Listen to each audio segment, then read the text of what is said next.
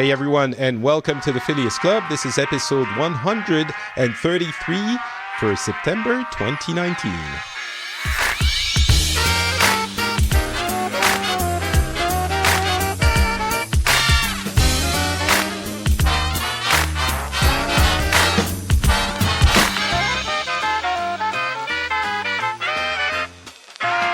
Hello everyone and welcome back to the Phileas Club. This is a show where we cover the news from around the world with people from around the world, and we try to get different perspectives on what's been happening either in our local regions or, the things that we've heard about which are more international. My name is Patrick Beja, and this is a regular show, but we also do specials every once in a while. Usually every month we try to, and the last special, if you haven't heard it, if you haven't listened, please go back and check that out. It's a special about China and Africa. We had Eric and Lena on the show, who were wonderful hosts and who gave me a lot to think about and a lot of outside perspective, outside of my world, my bubble, however you want to call it, the Western, the Western world, which Eric had some issues with as a term, but and that's exactly what I hope the show does well. So if you're curious about what China is doing in Africa, what African nations and people think about all of this, and probably things that you don't really imagine they would think about in those ways, go check it out. It's episode 132, and I think it was pretty cool. This is episode 133, however, and we're going to be talking about what's been happening in the world. And to help me do that, because I am but one lone person in Finland and also, somewhat French, I have two people who are going to help me in that task. On the American, I should say USAN side, really. But on the American side, Wendy, how's it going, Wendy? Good. Hi, everybody. What is up with you these days? Oh, I'm just in America. That sums Doing it the up. American thing, we buy lots of stuff and, I don't know, are sad. I don't know. We're just... Buying lots of stuff and being sad. I think that summarizes. The irony, I think many people are sad, but the irony is that no matter where you stand, on which side you stand of any big issue in the US, I think most people are sad anyway. Whether you're getting your way or not, everyone's just sad. And yeah. And buying stuff, which, sometimes makes you feel a little bit less sad. Yeah, for a minute. And then we got to work extra hard to pay for it. So it's a cycle. Damn it. Well, I mean, I hope waking up early to do the show isn't making you sad. Oh, you didn't wake up early. No, it's good. I just, kids out the door. I'm ready for this. Let's do it. All right. The third chair on this episode is Dan from Mexico. So that's why I was saying USAN. And actually, because American, you're also in America, but in Central America. How is it going, Dan? Apparently it's not. Actually, we're part of North America, remember? That's right. And we're actually part of North America together with the United States and Canada, and I am ready to have this discussion where perhaps I will talk about, country, freedom of speech, and perhaps immigration. Ooh, exciting topics that are common in these parts as well. Cool. Well, thank you, first of all, for correcting me that I guess there is no Central America, is there? Like it's this little strand of land that connects South and North. That's part of Mexico, isn't it? Am I displaying It actually is because, for example, I work in advertisement and I deliver advertisement to different parts in the continent. So we actually have a part that it's called Central America, Belize, Guatemala, the area that is right at the center. But as you mentioned,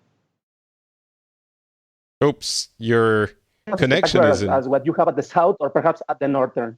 Right. Okay, can you give me? Oh, I'm going to give you 1 second to try and find a better My connection. No and worries. I will get back to you, okay? No problem. All No right, problem. all right. Right. So, obviously, I mean, I'm not Google mapping all of this, but Guatemala, Honduras, Nicaragua, Costa Rica, Panama, Cuba, the Dominican Republic, etc., etc., and Puerto Rico, which some might know is actually part of the United States. It is, yeah. Uh-huh. All right, well, that's Central America, but we're not going to be talking about that since no one on this show is from there. Testing. Oh, that sounds better. Okay, excellent. Sorry about that. No problem. I was just recounting all the wonderful countries that are part of Central America and saying that that's not what we're going to be talking about since U.S., Mexico, and France slash Finland. So yeah, everything going well in Mexico? Yes, and for example, this is the month of the country. For some of the people in the United States or in Europe, they think that the Cinco de Mayo is the main celebration that we have in Mexico, but it is not. We have the Cry of Dolores, which is the moment that we celebrate where the revolution for independence began, and that was this month. So we actually were celebrating the national heroes, and actually on Saturday, perhaps have you heard that in the rest of the world, they were celebrating some of the same heroes. We have also Batman Day. I don't know if they can consider Batman a local hero in here, but well, we have the Bat Signal in Mexico City. Well, it seems like a wonderful thing to be celebrating. Although some might see it as, the tragic twisted character that was formed by the horror of losing their parents in a corrupt and destroyed city that is an allegory for the U.S. and some American cities like New York. So I don't know if that's going to bring a smile back to our faces. Dan, thank you. Oops, sorry about that. But we'll try. All right, let's start with, I think, so I'm going to be talking about France, I suppose, but I think that fits for every country or most countries around the world that's the impression I get. It's, of course, the climate change issue, which is getting much more visibility than it has at any point in the past. We've had, of course, the March for the Fridays for the Future, I believe, on, last Friday. And those were, in the case of France, the continuing demonstrations by the Yellow Jackets have sort of melded into, I'm choosing my words somewhat carefully, have melded into the climate protests, and what was happening to the Yellow Jackets, the Yellow Vests in the country, and those protests, which have a lot of issues with the police forces and the protesters themselves, that doesn't seem to be getting resolved with accusations of police violence and I guess some accusations as well of violence on the side of the protesters. And that's always that back and forth, you always hear, but we're doing this because they are dangerous, and they say that they weren't dangerous and that the police is using excessive force. I have to say, watching the news and the Twitter feeds, the impression is that there was excessive force. But of course, it's always difficult to know what actually happened for sure. But the excessive force doesn't seem to be stopping, which is a concern. And the reason I'm getting into this is somewhat linked to the Yellow Vests, but it did, as I was saying, bleed into the concerns and the protests about the climate, which the Yellow Vests kind of associated themselves with that movement, and so it brought the concerns that were existing already there to that. And I don't know that we can easily divide the two, but I think that what I'm seeing and what I'm feeling is that the concern for climate change and the dangers that the planet is facing are becoming way, way more visible. It feels like there's been a kind of an inflection point, partly driven by Greta Thunberg, who is being in the country, described as both an incredibly courageous young lady by the proponents and in a very untactful manner, I think, by some of the opponents, as, an enraged person. I'll leave it at that. And they use all manners of derogatory descriptions, which I think are not very appropriate. Some of those people are trying to say various forms of she's an idealist, but reality is different, which I think I understand a little bit more, but certainly driven by her and in part by her, maybe not entirely. I think climate change has become probably one of the main concerns in the country. And I feel that that will become not only one of the main issues in the next presidential election, but possibly the Green Party / parties will gain a lot of traction in the next election. That might be my personal feeling and my bias, because I have felt a shift around me as well, but it seems like things have boiled to a point where the urgency is being felt by everyone. I think that is a good way of summarizing it. So that would be, I think, the main things that happened in the past few weeks in France. I'm curious, Wendy. Of course, there's the summit in the U.S. at the moment. Does that feeling ring, echo in the U.S., or do you have other fish to fry? Oh, we have so many fish to fry. I think it definitely echoes. I mean, kids in all over the country joined in on that Friday, and lots of parents, lots of teachers, lots of I think it's definitely happening in that grassroots sort of way. And just I hang out with teenagers a little bit. My kids are teenagers. I've had lots of conversations with young people about just the way they see the world differently, and it is very different from what I would say was even 5-6 years ago when I lived here last. And of course, I was in Sweden in the meantime, and so I know what was happening there in the last 5 years, and it was definitely growing there. That was really obvious. They always have had it in their blood, right?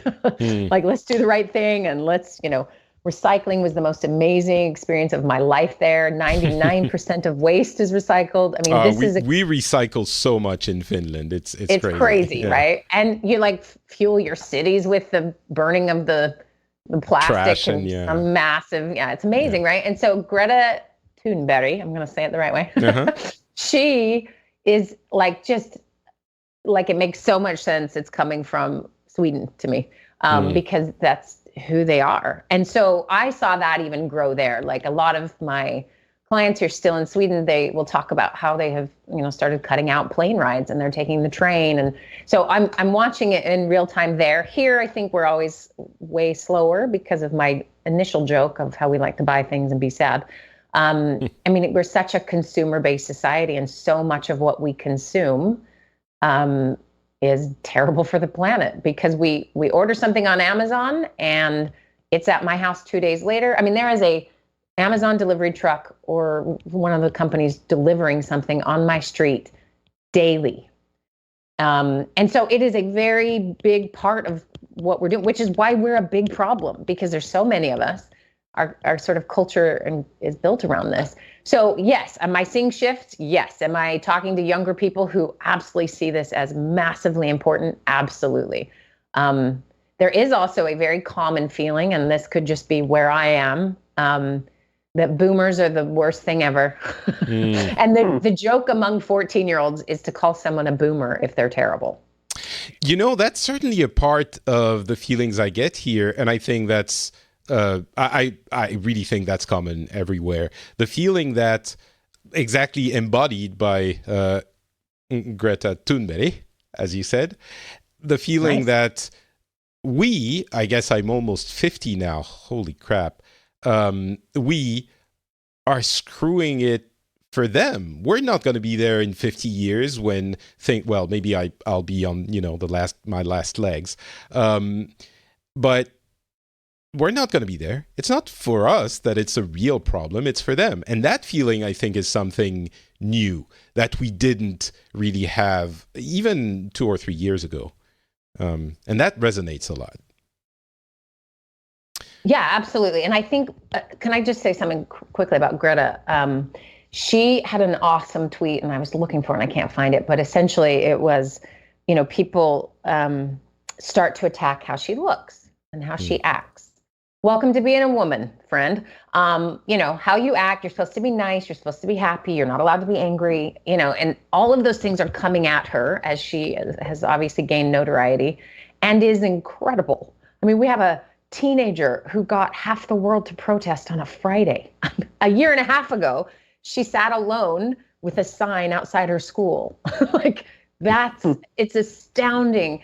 And she then talked about how she has Asperger's syndrome, or she's on the spectrum, and that it just literally she doesn't care. It doesn't hit her. And which might be one of the reasons she can be this powerful. And it's her discouragement's probably in the effort she's making, or that people aren't responding, not about her personally doing this, because it kind of runs off her back. And she said this great thing as she was talking about this in her tweet. She said, it's clear where they are when they have to revert to talking about how I look and calling me names. And so the president of the United States, he who shall not be named, takes his time, which he wastes his time constantly. We all know that. But he takes his time to mock a 16-year-old child. Where are we at? What is terrifying to the adults who are shamed by this? And for, the reality is, it's a world that the generation before created. And you have young kids saying it's not okay. And so she's calling out sort of either the shame or the reaction to that shame of mocking and then deriding her. And anyway, it's just evidence that she's nailing it, and I think, she knows that, and which makes her even more dangerous, which is great. I will say, just to take the other side of it, I understand that people are responding to her, and it's kind of a catch-22. If you don't say anything, then she's unopposed, and if you say something, then you're attacking a 16-year-old. But at the same time, there are different things that are okay to say, especially about a 16-year-old, and I think that's where the line should be drawn. Even if you mock adults or whatever in a certain way, which is still not okay, but less not okay than about a kid. When it's a kid, you probably have to be a little bit more careful or tactful in what you say, which we know is not your president's strong suit. But no, it's definitely not. And I think too, a way to think about it is, okay, if you're going to attack her, what she's doing or what she's about, then do it with some substance. And maybe there are folks out there doing that. I haven't read that. Have a policy discussion. Talk about that it's a terrible thing to have young people have ideas. I mean, let's get to what the meat of it is. Not this is Trump's tweet. She seems like a very happy young girl looking forward to a bright and wonderful future. So nice to see. So he is, because she's angry, she's upset, she's calling everyone out. She is not behaving the way ladies are supposed to behave in his world. And so he's just sarcastically mocking her. I mean, it's the lowest form of, it's just gross. Dan, how's it going? How is climate going in Mexico? Yeah, well, it also resonated in here because we also had some marches in the city center in Mexico City, obviously supporting this movement. And for example, it was kind of funny seeing some of the people, let's call it in the other side of the fence, that wanted to discredit the general message because they were saying things like, well, we have perhaps children that are in a more complicated situation than the children, or in this case, teenager, that it's accusing us or telling us a message that we actually need to hear. But we have to worry more about the things that we have in here, the economical situation. However, one of the marches that we had in here, we're focusing this general message, this needed message that we all must be listening, and trying to focus it in the regional problems that we have here in Mexico. One in particular is that part of our brand new president, Andres Manuel López Obrador, here in Mexico, he's about to have one year as president in here. But one of his main proposals is to build a refinery at one of the southern states. At the south, we have the states that are in more complicated situation, the poorest states in the entire country. So for one side, you can understand why he want to bring more economical benefits, more development in that area. However, the main problem in here is that it feels more like something that is not helping, in this case, the climate change that we are all facing. And also because he's focusing on something that was, let's say, the proper movement to do, but like 3 decades ago. We shouldn't be focusing on extracting oil, especially the kind of oil that you can get here in Mexico, which is like the heaviest, the one that you have to process a lot. So we actually have to sell it to the United States, and then we have to buy it back as gas. So that's not economical. That doesn't make any sense in the economical point of view. And you also have like 2 or 3 refineries that are in states nearby. So it's more like he wants to help this particular state that I agree that needs help, economical help, but it's his home state. So you understand why he wants to do that, but it's more like a political movement. So he's not taking care of what is something that can be sustainable for the future.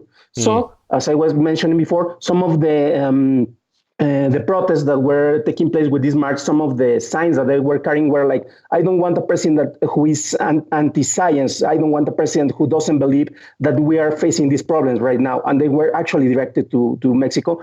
I want to mention is not all the people in the march, perhaps were just like 2 or 3 signs. I don't want to say that everybody's against the president. Actually, he has one of the highest approval rates in recent times, but that actually happened. So some people were complaining about this specific topic. I think well, there are 2 things in what you said. First, the fact that, she's a kid and they're kids and they don't really know what they're talking about, kind of. I think that's kind of a given. They obviously, they're teenagers and they don't necessarily understand the complexities of all of the systems that work together to create society. But that's obvious, but it doesn't really matter, right? The problems that they're shoving in our faces aren't less real because the way they form are complex. And I think, as you both mentioned, if we have to talk about it, it's important to talk about how maybe we, if we challenge them about the way we do the solutions, that's valid. But yeah, anyway, so that's something I wanted to mention. And yeah, the other thing is in general, I feel that the people who are for action are for action anyway, but the people who used to be against action seem to be moving towards in the other direction. Maybe they're not there yet, but that's something I feel, and I think what you're describing, Dan, makes me feel maybe that's actually the case indeed. So, well, I would throw something out really quick. Just economically, it's easy for a country like Sweden or Finland, and it should be easy for the United States, that has the resources or the long history of economic sort of the benefit to be like, oh, what we ought to do is be more careful, or maybe risk profits so that we can make the air cleaner, or various things. So that's a luxury I think, and I think other countries that are struggling with some various things, that's hard to have that top of your agenda when Right. there needs to be these other things. So in some ways, it's a bit unfair, and I will just point at my country as the worst culprits of this, because we in theory should be the forerunners. We are the forerunners in polluting. We should definitely be the forerunners in fixing. And I think, go ahead. No, go ahead. I was just going to say, and I think that tends to be this double down you're sort of describing of, it's money, it's politics, it's oil. I mean, it's all of the fundamental things underlying it that are getting that would have to be altered or removed or changed in some way, that maybe less profit is made initially, while the science emerges, and there's obviously money to still be made. But if that's the bottom line is not clean air, clean water, cooling of the planet. The bottom line tends to be financial. And that's why there has to be a political fight. That's why sometimes we have to have a out of the mouth of babes, teach us something and force us to stare at something, because for them, they have yet to be wrapped up in the world where it's about financial gain or loss. And so they're teachers in that way. I think that aspect about financial gain or loss is really important, and the political action linked to it. And in the US, you seem to be so disillusioned with political action, which, by the way, I think is an active work that some politicians did, teaching the American public that politics is not a trap, but is a marsh that is inefficient. Right. Which gets people to work against their self-interest in a way that is infuriating. But yeah, the big, we can recycle all day long. It's obviously not going to be as efficient as companies, which are the backbone of our economy, taking action. And if a company is suffering, maybe that's not the one we should be focusing on, but there are many companies that are that have very heavy profits, that could, the consequence of making things in a more sustainable way wouldn't be that the company goes under. It's not like a small business in downtown Detroit. It's a big company that has billions of profits a year, if not a quarter or a month or a week. And making things in a more sustainable way would reduce those profits, which in turn makes less profits for shareholders, and we don't want to completely upend the system, but it seems like it's needed now, and they're not going to do it on their own. You're never going to say, "Oh, I could have $1,000. You know what? I'll just give you 300 and I'll take 700, whatever. It's fine. I don't care." Right. So this is where the political, not just will, but the role of the political system is involved.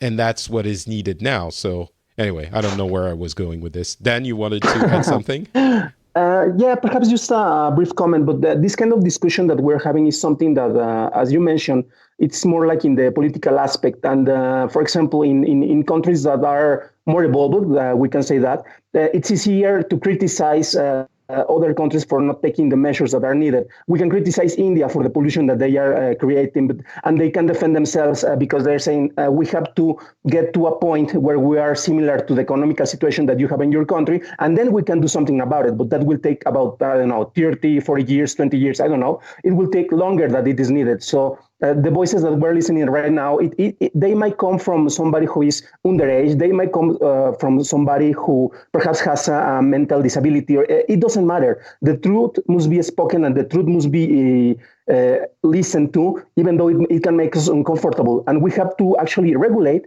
and work in the politics so we can understand and we can have at least some guidelines of what we can do to improve the situation right now, and also for the future of our countries and of the world. Right. Can I throw one thing in there too? Thank you for that, Dan. I think there's another thing happening, and this is to bring a little hope to the conversation. So I have a brother who's pretty conservative guy and pretty like climate change is a hoax kind of dude. And most recently, I interacted with him, And he said, almost in this sort of confessionary tone, he said, you know what, I think the biggest threat facing all of us is climate change. And you could have knocked me over with a feather. I thought I thought he'd been possessed. I could not figure out what was happening. And I said, wait a minute, what? And what it was is he lives in Arizona. He's lived there 30 years. It is a desert. It's hot. It's the surface of the sun. I mean, summer average temps are 120, 115, which is what, 50 something degrees Celsius. It's hot, hot, hot. They don't go outside. Stuff melts. I mean, it's terrible. And he's lived there 30 years. He knows that's his weather. He's used to it. But in the last 5-10 years, they've had these storms, and I'm not going to remember the name, but they have them in various countries in the Middle East where obviously there's a lot of sand, and these storms rise up, and it's the most terrifying thing I've ever seen. He showed us a video that he took, and you watch it roll in like there's storm clouds, but it's dust and dirt or sand, and just blankets the city of Phoenix, which is a lot of people. And if you're on the freeway, you have to stop your car and wait until it passes like a storm, and then you're digging out of sand. This is new. So he has lived there his whole life, most of his whole life, and then this new phenomenon is hitting him, and he can't deny the reality that in the last 5 years, something has massively changed in his world. So and I hate that. I hate that it takes us, but this is a human response, which is, I don't have to believe anything while I still am comfortable. And I think that's the reality for certain, island nations and those who are going to be affected first. They don't have any luxury to be comfortable for too long. But and I even noticed this here, we had a really cold winter, this polar vortex thing you guys maybe have heard of, where this Canadian air blows down through the center of the United States, and it was this is where Celsius and Fahrenheit meet. It was -40. Jeez. And you could go outside, you can get a pair of jeans wet, go outside, and in less than a minute, they will freeze. You can put them in positions. It's pretty funny. And you can throw boiling water in the air and it will instantly evaporate. I mean, there's a lot of fun science, but it is freezing. And that's supposed to happen every once in a while. That has happened a couple years in a row. And people are more and more nervous because they're having weather events they've never had before, or, hasn't happened in 100 years. So I think that your own experience of your weather has an impact. I think, that echoes something that Tony said last month, who, as frequent listeners of the show might remember, Tony is a pretty conservative person. And talking about climate change, he kind of echoed the feelings of your brother. He was saying, at this point, I'm thinking it doesn't really matter if it's man-made or not. It's here, so we probably have to do something about it. And that's what I think I was getting at when I was saying, as Dan was delivering his beautiful speech a few minutes ago, I was thinking, yes, absolutely. But at the same time, oh, what a wonderful bunch of leftists we are here in our bubble agreeing with each other. But I genuinely think that the people who, that's what I was saying earlier, who were on the other side of this issue are not here yet with us, but are moving towards our side of it because they're seeing the effects more and more. And so anyway, so I guess the conclusion, as I was saying in the beginning, is that the urgency is being felt at last. All right, that's it for climate change. Wendy, why don't you tell us what else has been happening in the United States of America? Well, we might have to take United out of the title. I feel like those things that are not very uniting.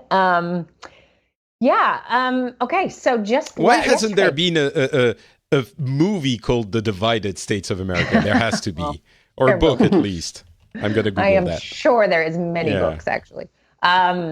We're a young democracy. I think sometimes we forget that. I think we think we're there's a lot of divided states of America. Okay, never mind. Yeah, there are a lot of divided states. We're a young democracy. I think we forget that, and we have taken a lot of things for granted. in our adolescence as a country, because that's what you do as an adolescent.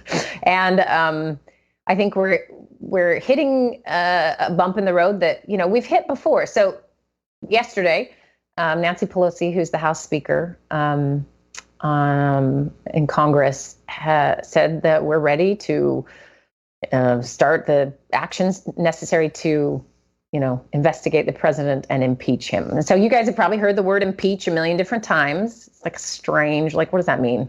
A peach, you don't eat a peach. It doesn't, And ultimately what it means is and something to know, it's only happened 3 other times in history. The impeachment or the inquiry? The impeachment inquiry, the impeachment. Okay. And so that it actually results into an actual impeachment. Yes. And what happened in the other 2 times, it was Andrew Jackson was the first, and then it was Bill Clinton, and then Nixon. Sorry, Nixon was Richard Nixon, and then Bill Clinton was the last one. And Andrew Johnson. Sorry. Just to clarify, Clinton wasn't impeached, so you're talking about the inquiry, not the actual. So let me explain what happened. So 2 were impeached. Andrew Johnson. I said Jackson. I apologize. It should have been Jackson, but anyway, Andrew Johnson. He was impeached, and let's see, that was 1868, so a long time ago. And then Bill Clinton was impeached in 1998, but both were ultimately acquitted, and then they completed their terms in office. So from the outside, it may look like, they just did an inquiry and they stayed. So obviously he wasn't impeached, but both of them were able to finish their term in office. So to have someone impeached and then out, that's never happened except with Nixon. He resigned. That was his choice. I don't know what would have happened if he had tried to stay or tried to be acquitted or whatever. But so this is not something we've done a lot. We don't have a lot of history with this being some effective way of having a president get kicked out. We don't have a revote like the rest of the world does, a vote of no confidence and then they start over. That is not our jam. We go 4 years with the president, and then, the election supposedly is going to determine, that's the judgment on those 4 years. Anyway, so they're going to start this. And one thing to understand is, this is the division part, is that Democrats for a long time have been very paranoid about pursuing impeachment because he's done a lot of crazy stuff. He did a lot of stuff to get elected that seemed crazy. All the things that in theory seem like impeachable offenses. Almost every conversation he has with a world leader, there's probably something in there that's strange or should not be happening.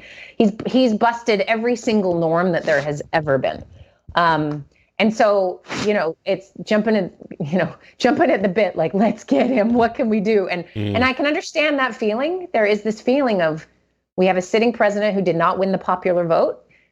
He has done so many things that are really tough to swallow.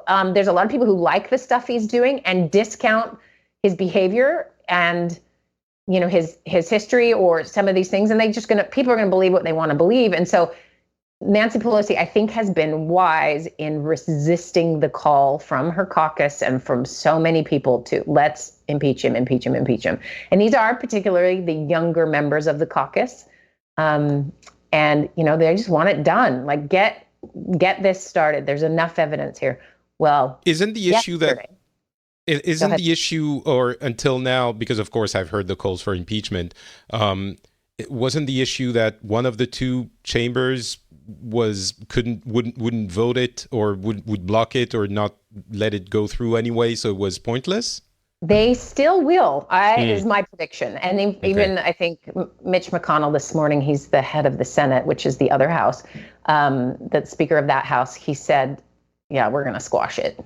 So that's always been known. This is how politics works here. No one gets anything done. No one works across the aisle. Like that era ended. And now it's just my team, which is why we're so divided, because we've become so tribal.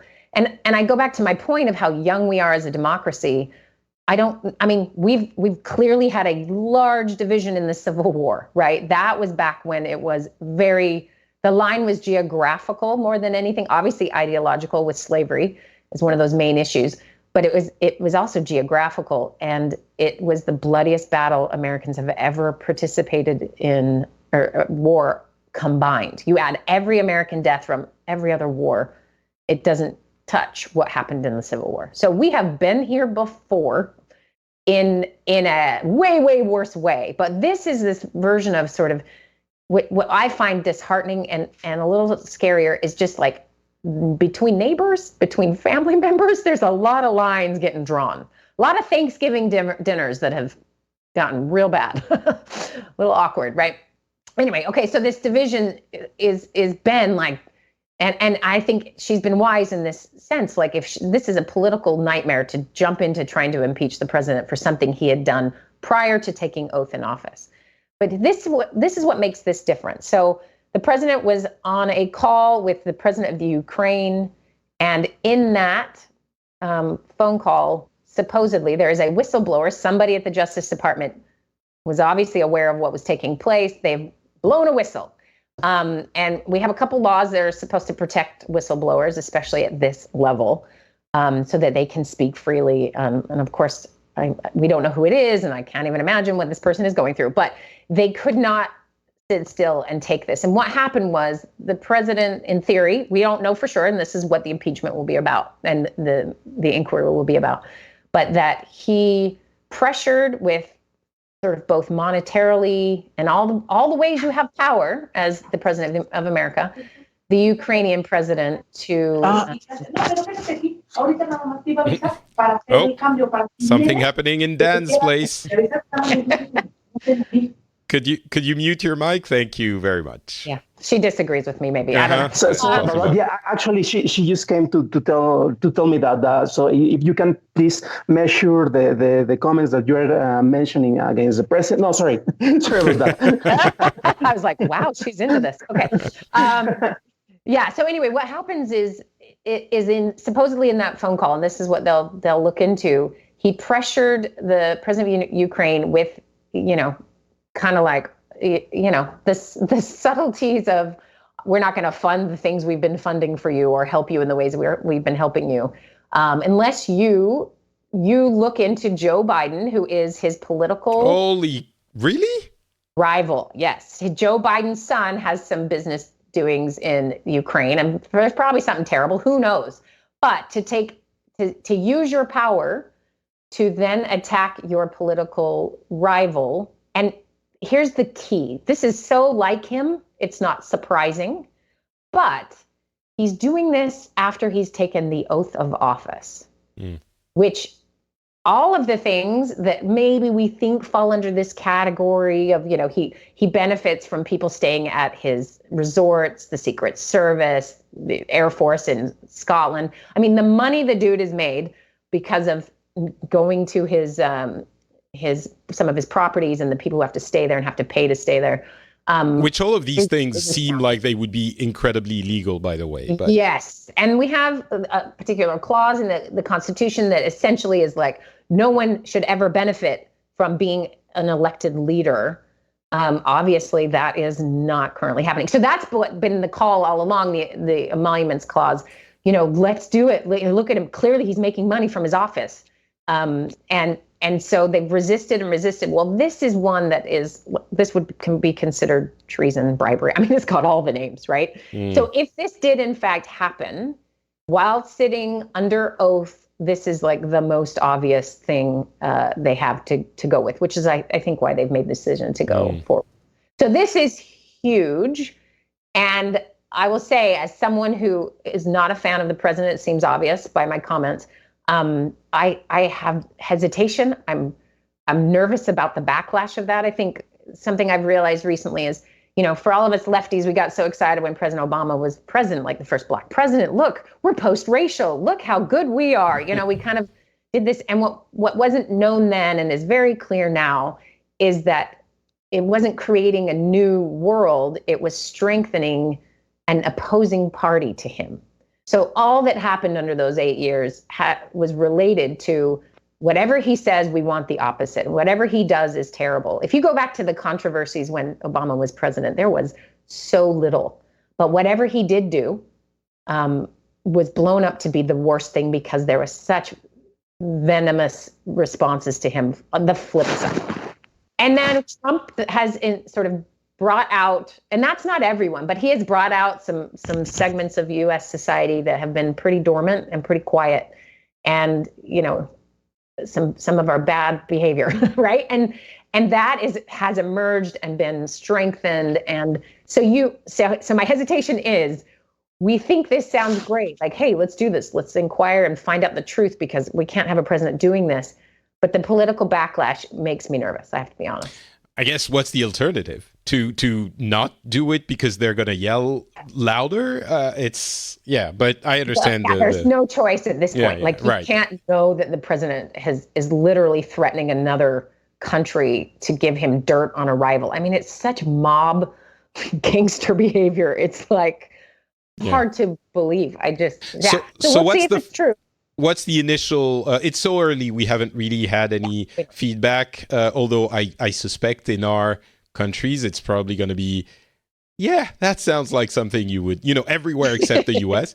But what's the initial first day feedback? I guess we know what it is from the left side, but from the right side, beyond McConnell, the media and stuff like that, are they using rhetoric that we would expect, or what's the deal? Well, and you guys are probably familiar with Fox News. It is his favorite channel, and most recently, maybe the last couple months or so, there's been a few people on there who are a little more outspoken about some questions they have. I mean, these are reporters. I mean, they're having to. We think of the ones who are speaking like a Tucker Carlson or whatever. They are entertainers. And their job is to rile everyone up. But there are actual reporters and journalists who, are good journalists that work for Fox News. And there's a couple of them that have just started to say, ask a little more questions, or like, hello, maybe. And there's one in particular, and people might argue, well, he's just a fake Fox News guy, but he's not. His name's Shepard Smith. And he had a program recently, I think it was just the other night, when it was about this topic. And everyone's blaming everyone else. And, well, it must be this, or I'm sure Obama created this at some point. I guarantee we've been blaming Obama or something, right? Like everyone else's problem. And he said, no, the problem is you, Mr. Trump. Like he called it. And I think that's happening a little bit more, and maybe not, but there is definitely some, how many excuses do we have to make for somebody? How many times do we have to wonder, whatever. And there is this impeachment process. This is one of the powers that the House of Representatives have. So the founders had to create so many checks and balances because they had a pretty good grasp on how people are. And this power is to check the president's power. The House has a job, a role. This isn't just, political, let's go get him because we don't like him. They have a job. This is in what they signed, rose their hands and made oaths to do, is to protect the Constitution and to represent the American people. And if the president is doing things that puts all of that in jeopardy, they have to do this. And so it's going to happen no matter what. I think it's supposed to happen. It should happen. It'll be incredibly interesting to see what goes down. But it's new. Like this was last night. That we all found out. Yeah. Dan, before I give you the talking stick for what's happening in Mexico, any reaction to maybe in the country already to that impeachment inquiry announcement, or is it too early? Well, the thing about the impeachment is that I have been hearing similar words from the very beginning at the moment that Trump took power. So for me, it's like it will be easier just for him to finish his period and actually get reelected before actually a movement against him will take place. So sorry, but one of the things that I also have been asking my friends who live in the United States is that has the lifestyle that you have changed so much from the previous president to this one so that you will complain? And they say, well, not really. So I believe that is not helping to mobilize at least the general opinion to help this movement. So to be honest, I will be glad if that happened. But also continuing being honest, I don't think it will go anywhere. It's interesting. It makes me feel like the issues of privacy in tech. A lot of us and listeners are tech-minded, so that will ring true. you understand the theoretical issue and the theoretical risks and the ethical problems that these things pose, but it doesn't really affect you, so you don't care all that much. And I think Trump is a little bit like that, although, if he manages to get something that he can use against Biden, if that's the most likely opponent and more, that will have an effect. But it's not a direct effect. Again, it's like the climate change. If it brings a sandstorm in front of your house, then you're going to care. But it has to be a pretty direct result. So I don't know. All right. Well, to conclude the show, Dan, what's been happening in Mexico?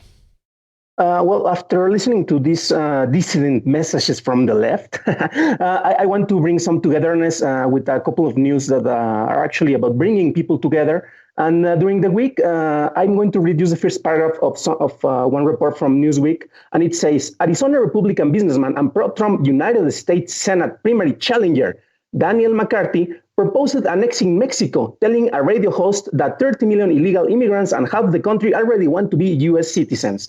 So Daniel McCarthy wants Mexico to be part of the United States. I believe that if he actually said that in radio in Mexico, believing that he will have a lot of support. We're thinking perhaps in declaring war to the United States, then we intentionally will lose it, and then they can annex the rest of the country. I mean, they have done it before, so sounds like a clear plan. So that's the proposal. So that's not new, but for me it was really funny to hear this. So that happened during the week in Arizona. But here in Mexico, we have been having the evolution of the immigration situation, the immigration problem, in interesting ways. Let me explain. If you recall the last time that I had the chance to be sharing mics with you guys, I mentioned one of the phrases that we're not going to build a wall because the wall, it's a symbol that Donald Trump wants to build, and actually it doesn't serve any purpose but his ego or to establish a symbol. However, for me, it's kind of sad to mention that right now, yes, we're not building a wall, but we, Mexico, are the wall. And this has to be with the deals that have been taking place with the presidents, with the current president that we have in here, with the representatives of the United States. And let me explain like the different implications that this has. We were dealing with with the previously known as the NAFTA, North America Free Treaty, with Canada and the United States. We have to renew these deals, and it implies in the industry a lot of aspects. For example, most of the cars that you are driving in the United States have at least some of the parts made in Mexico or assembled in Mexico. So the auto industry worked a lot with this because it was cheaper perhaps to build the lower part of the car here in Mexico, then you ship it to the United States, then it came back, and then at the end, you ended with the cheaper product.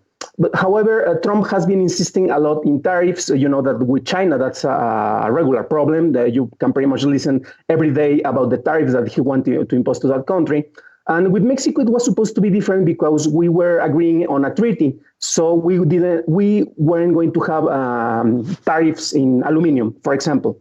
But then he said that we are going to have it. And then he was like, well, you know how it's Trump. It depends what's the mood that he is on that day. And after that, we agreed in a lot of things, we as a country. So we had the treaty signed, the treaty between the United States, Mexico, and Canada.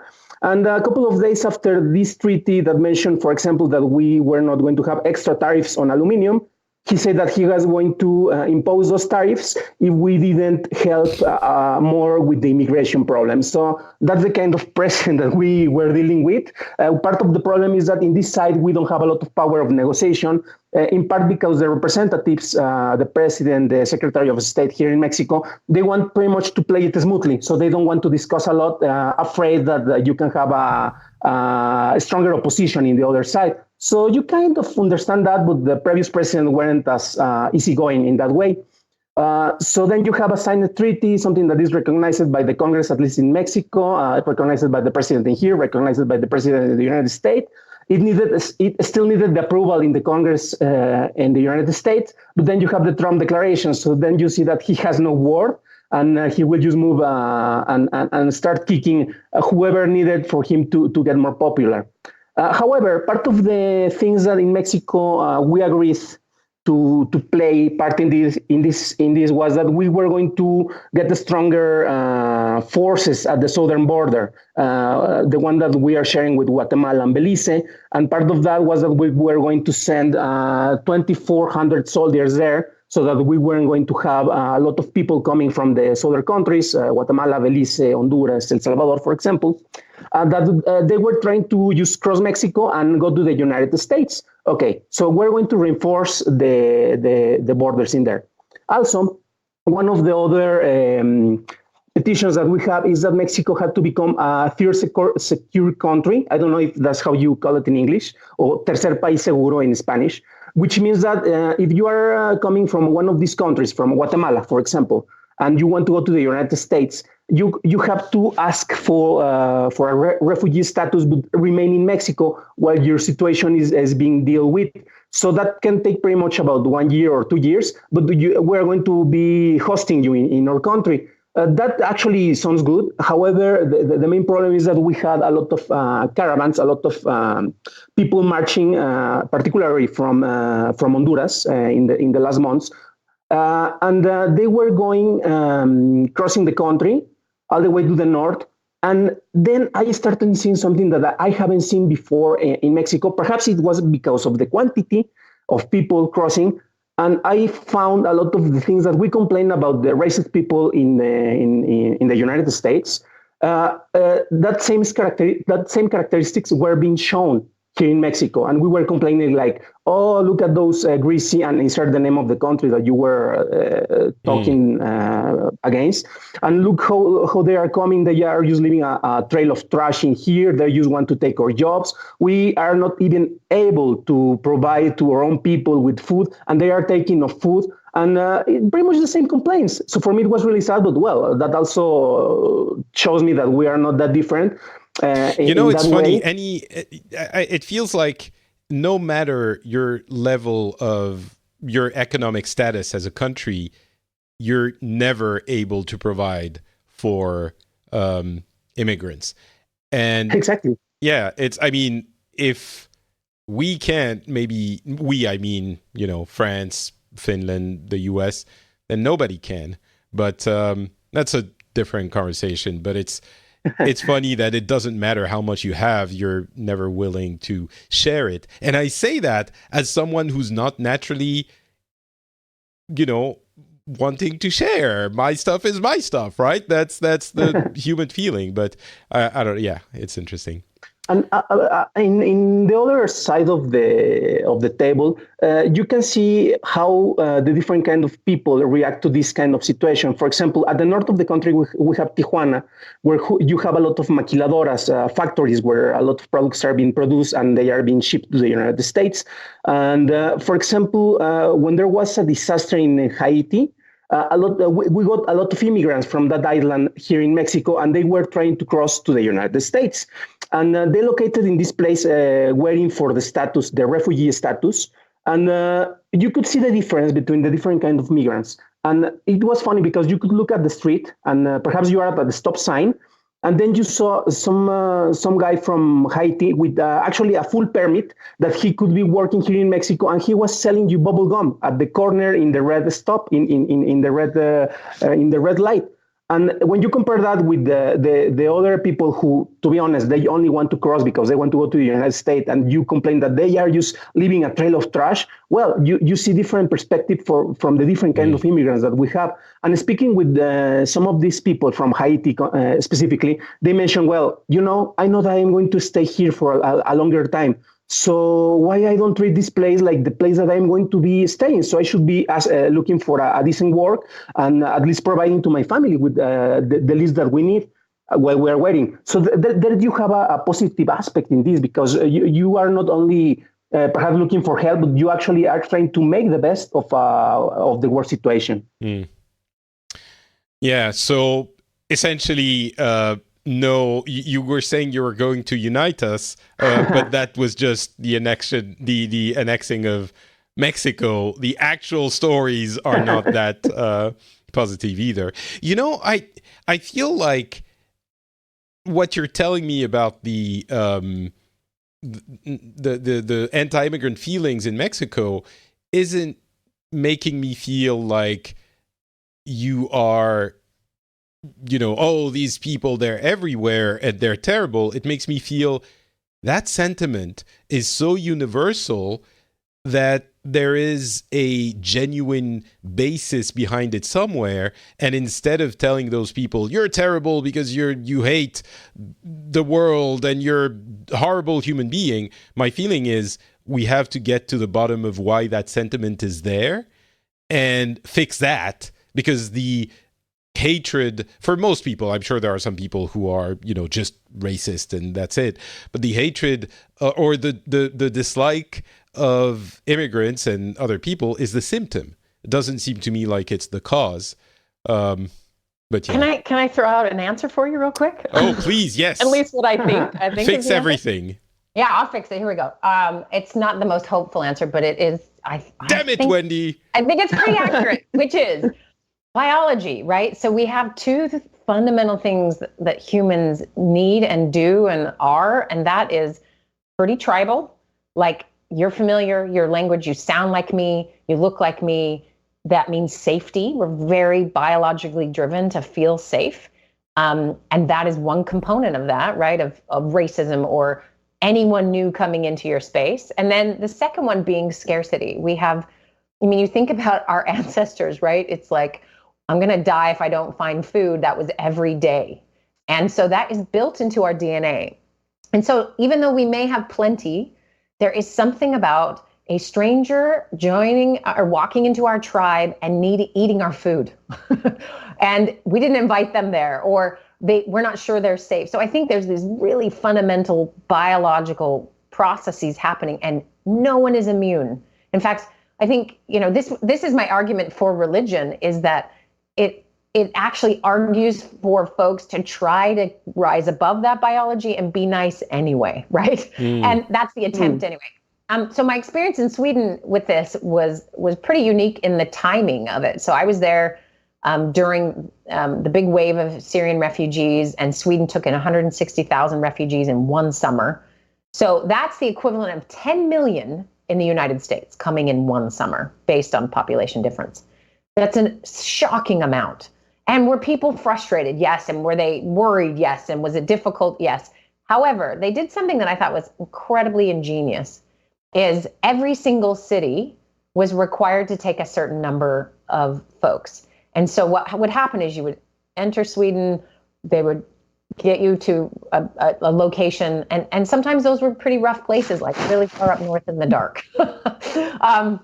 But this distribution thing meant that each community, their resources weren't stretched so thin because they already had some program in place. I benefited from that program. I went to the English or the Swedish classes, and that's how I got to know so many refugees, is because they were in school, learning the language, learning how to integrate. Now, is it perfect? No. But did it collapse that country? No. Did it maybe rise a little bit of the white nationalists there? Maybe, yes. But there is something to be said for, there's different techniques to use to limit this amount of scarcity feeling or this human tribalism thing. And here's the crazy part, and this is why Americans are hypocrites, is we are, every single one of us, an immigrant, every one of us, unless you are a Native American.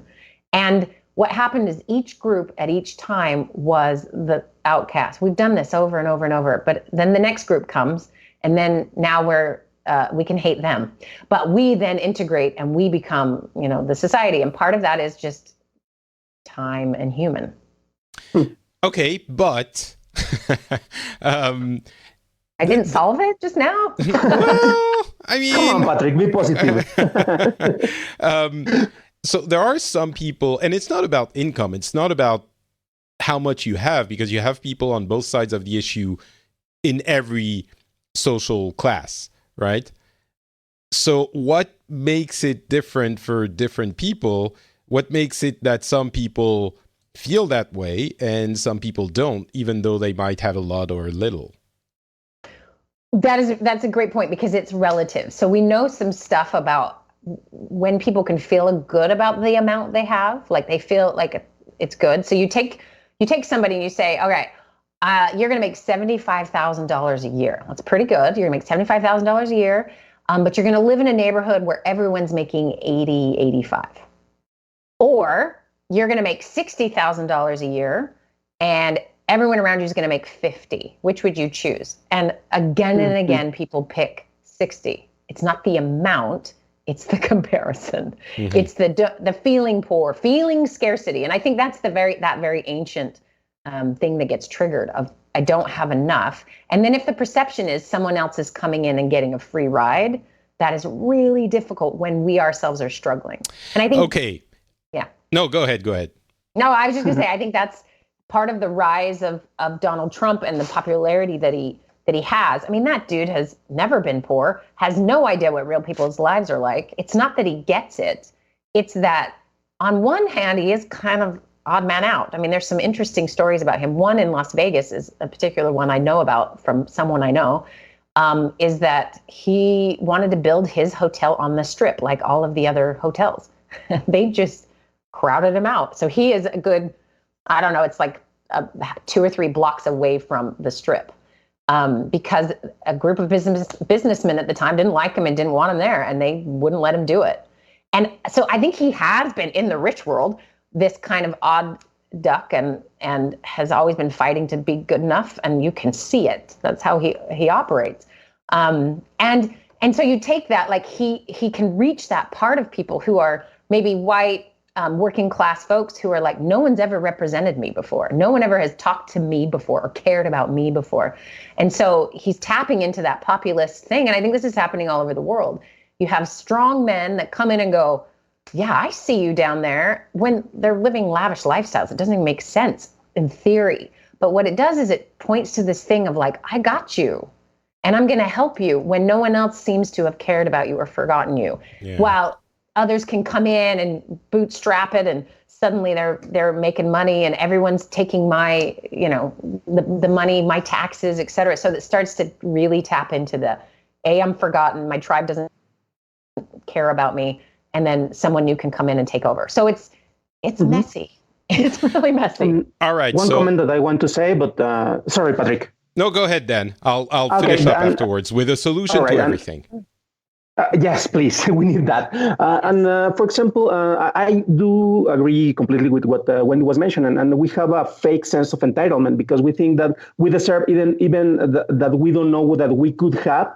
And at least there have been some steps being taken to fight this. At least in Mexico, for example, our current president mentioned during this week that he was going to give the support to Guatemala, specifically economical support, like $30 million to help so the people shouldn't be looking for work in here. And perhaps in here in Mexico, a lot of people were saying, as I mentioned before, why are you giving our money to somebody else? Why are you giving away something that we actually need in here? Well, first of all, perhaps you didn't even know that we have this money and it was for different kind of projects. So that was actually a really positive thing. And we have to be sharing the things that we have. In Mexico, we have a saying that in Spanish is donde come uno, comen dos, or where one person can eat, surely two people could eat there in there. And it means that we are willing to share at least a bit to somebody else who is in need. So we have to start thinking that not about what we think that we deserve, but actually what we think that we can give. And those are small pieces. That's something that requires perhaps a cultural change. But let's be honest, there are just some small groups of people who actually are unable to give away something that somebody needs more. And that was all. Yeah. Yeah, of course. I mean, that's, I think, understandable for everyone, that there are some people who actually don't have enough to give stuff away.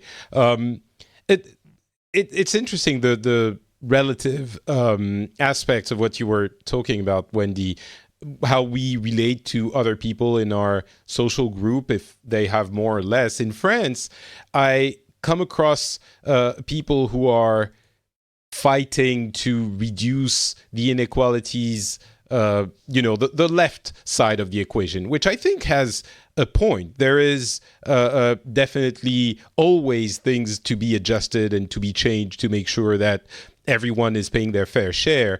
But I always think a lot of people see themselves as everyone sees themselves as the people who have a little bit less than the others. And it depends on who the others you're comparing yourself to are. But in France, I think the people who are fighting these fights the most, I don't think they're actually, the most disenfranchised. I guess you're always someone else's rich person, no matter where you are, unless you're one of the people Dan was talking about who are actually impoverished. And I think that's an interesting way of thinking about it. It doesn't necessarily change your views on the world or on society. I'm not saying the people on the left that they should not fight capitalism. I think it's just an interesting way of looking at things that is not always exercised.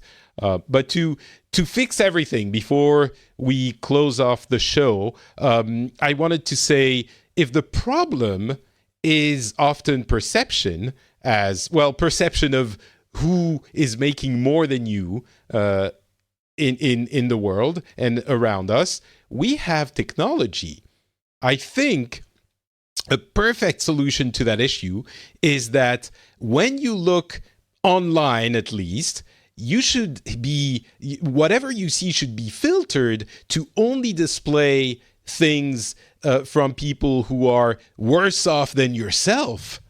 And then you would never feel, I'm getting screwed, I don't have enough, and I'm just I see those people who have more than me, and so it's unfair. Everything is unfair, and thus immigrants are taking from me, and that's terrible. But it could be filtered individually, so everyone would only see stuff from people who have less, and that would fix it, right? It's literally the opposite of Instagram. Yes, exactly. It would be Notstagram. I have nothing-agram. Yeah. No, that would be a really fun experiment to see what would happen to Although somebody, Instagram is people making it seem like everything's perfect. So I don't know. I post a lot of pictures from my morning walks and stuff like that. It makes you think that everything is wonderful. What you don't see is when it's raining all day and it's dark, and actually even the rain is wonderful here in the forest. So I don't know. That is true. Your stuff is real. All right, and that's gonna be it for our show today. Before we leave, can both of you tell us where we can find your stuff online? Let's start with Dan. Sir, go ahead. It's really easy. You can just follow me on Twitter as Dan Campos, and I talk mainly about cinema, about science, and about storytelling. So there you have it, at Twitter as Dan Campos. Wendy, are you still on Instagram? I am. I'm still on Instagram, and you will not feel bad about your life if you follow me, because I only post ridiculous things and embarrassing things. So Wendy Dunford on Instagram, and then therapythursdays.com if you have a therapy question you want to ask. I have all the answers, apparently. I would love for it to be a therapy online service. That has to exist, where you can call up a therapist and... It does. Okay. There's a couple great websites, actually. So I was a little skeptical at first, and I had a client who decided to try it out and then let me see the transcripts. But there's a couple ones. One, the one I'm familiar with is BetterHelp, BETTER help.com, and they assign you a therapist, and it is all text and email, and it's all day, all night, whatever you need. And he sent me the transcript, so I got a chance to sort of see how the person responded. I'd already seen this person. I knew everything about them.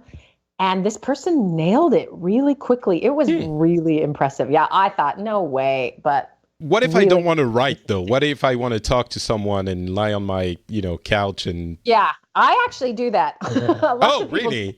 Yeah, it's a thing. That's the future of my industry, I think, in a lot of ways, because you can see people in lots of places, but also, it is environmentally sound to sit in your house and not get in your car and come visit. And you can wear your pajamas. It's great. So there's options, especially But there for isn't people, a site that will connect you with someone you can talk to. You can Google a little bit and find various people who do that. So a lot of expats, that's a real big thing. If you're in a country that it's not your native language, that's pretty tricky to really get in your deep feelings when you can't get all the words right. And so that exists more for those kinds of things. So Google around, and if anyone really wants to know, I can help you navigate that a little bit. You can just DM me. Okay, excellent. I feel like, we should talk because I did have a little bit of I did have a therapist for a little while, and I think it's super healthy. It's a lot of people, well, maybe not these days. Most people understand that this is something that can be helpful. But it's really like understanding yourself your mind is as important as understanding your body. And I think that's healthy even for people who are mostly healthy. And so, yeah, maybe there's something that should be done. But I don't know ethical or weird it would be if I told you all my problems and then you would be on the show. And then I come on the show and try not to right. think about. No. Yeah, or like, yeah, of course, Patrick, you would think that. Like, of course you're greedy, Patrick. Yeah. We've discussed the source of that. Yeah, we can talk about that. That reminds me of your pet from when you were a teenager so much. I'm like, oh, what? But yeah, all right. Well, let's talk. But. For me, not Patrick, on Twitter, Facebook, and Instagram as well, if you want the wonderful pictures of rain in the Finnish forest. And the site for this show, FrenchSpin.com, where you can comment on what we said, interesting or not. And, if you thought it was interesting or if you thought it was crap, I guess, say that. You can come say that as well. And if you enjoy the show and want to support it, patreon.com/the Phileas Club. The link is in the show notes as well. So please use it liberally and extensively and enjoy that as well. Thanks so much for listening. We'll be back in about... So we're trying to put together a saga about Brexit as it looms closer and closer, but at the same time, ever farther. So we'll see if that happens, but I think it might. We have a number of people I'd love to talk to. So hopefully in a few weeks we'll have that. Talk to you then. Bye.